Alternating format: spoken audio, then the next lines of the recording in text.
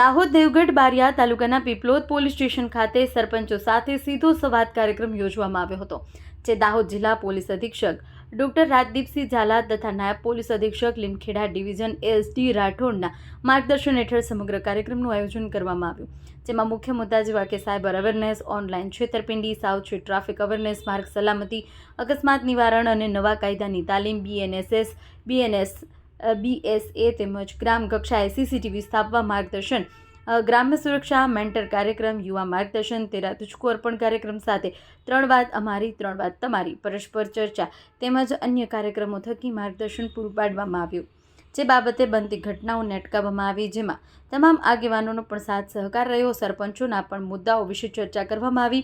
કાર્યક્રમને પૂર્ણ કરવામાં આવ્યો હતો. વિડીયો કોલની વાત કરી છે, એમાં તમારે સૌથી પહેલાં કોઈ ભોગ બને બ્લોક કર્યા પછી તમે પોલીસ સ્ટેશન જાણ કરો, કાં તો 19 સાયબર ક્રાઇમ હેલ્પલાઇન નંબર છે, એના પર કોલ કરશો એટલે એના તરફથી જે બી કોલ આવશે ને એ તમારા પર કે એ વ્યક્તિ પર આવે નહીં.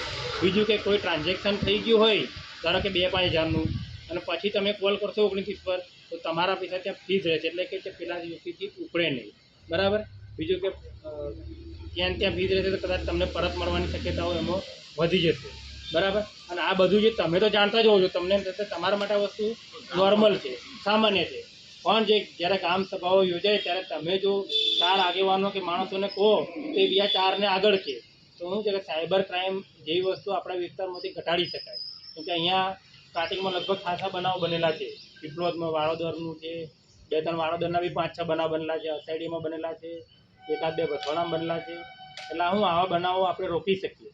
બરાબર. અને કોઈના પૈસા જતા અટકી શકે.